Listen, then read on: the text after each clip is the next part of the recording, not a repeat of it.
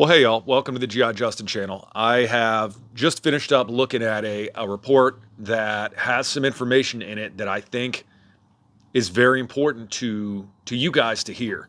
Um, Interesting thing happening in Africa right now that could have some very serious effects on us as Americans, especially through the U.S. military. Because, we talk about the military a lot on the channel because it's very important to me as a former serviceman.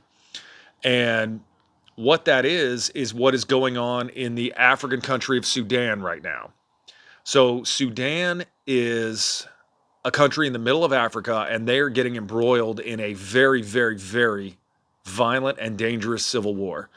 We're talking about people in the streets trying to flee while rival factions fight open warfare in the streets, killing civilians, refugees trying to escape with their families, just all the scenarios that, both as a dad and a soldier, I would never want to see happen in the United States.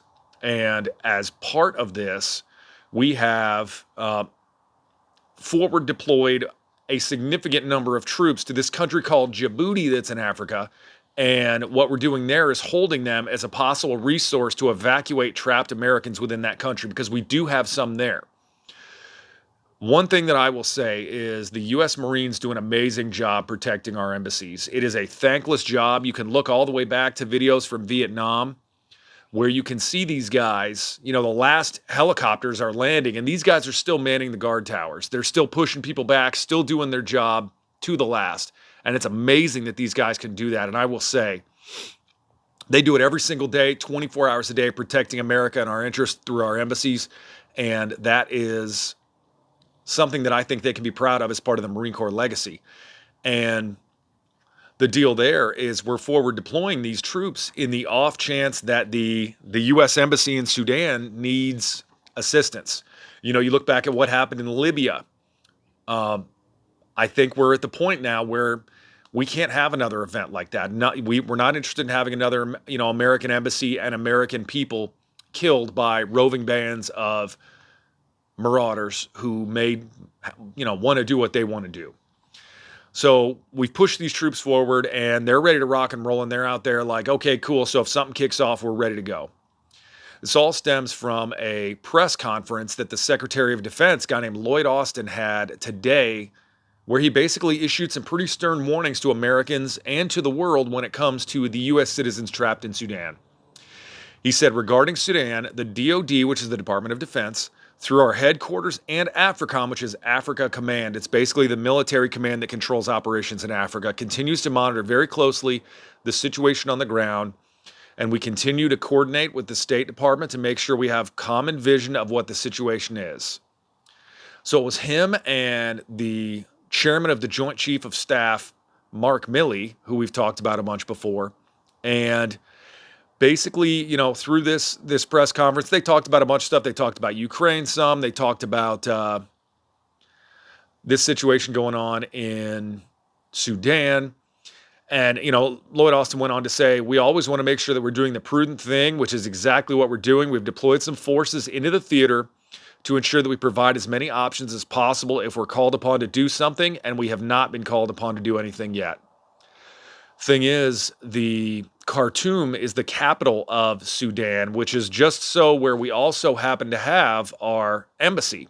And part of the deal is, we've got these people there, and while this is all going down, there are people fleeing these street battles between these two different Sudanese generals who have decided that they want to turn this place into a war zone.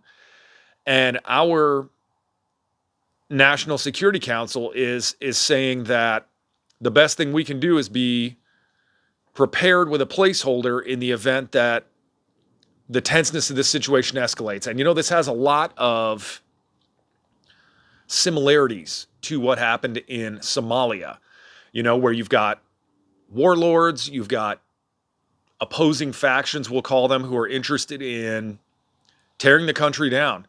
And Khartoum has 5 million people in it, and U.S. citizens are caught in the crossfire of this escalating violence.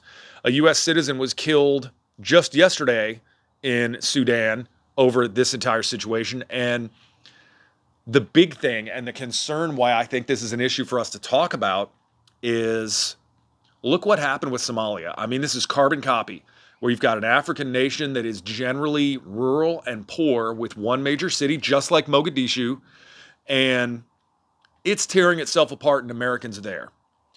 So what do we do next? Does the UN decide to send in peacekeepers and try to calm the situation down and work through the problems?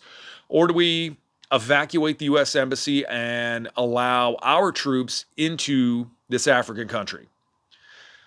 A lot has been said by me and a whole lot of other news outlets about us being the world's policemen. You know, we've already given Ukraine over $2.5 billion, a significant amount of our stockpile of weapons. We've done so with other countries in the past. We still are keeping countries like China from invading Taiwan by bolstering Taiwan's ability to defend itself at our own detriment, while our military is undermanned, understaffed, and now I'll link the video up here at the top in the beginning of the video, but now we're saying we only have enough missiles to fight a 10-day war. So is that the next step here? Are we going to move special forces and our military into yet another hotspot to calm it down and try to get some cooler heads to prevail and hopefully avoid the mistakes of the war in Somalia that we made? A pretty significant tactical error. If you haven't seen Black Hawk Down, the movie, I highly recommend it.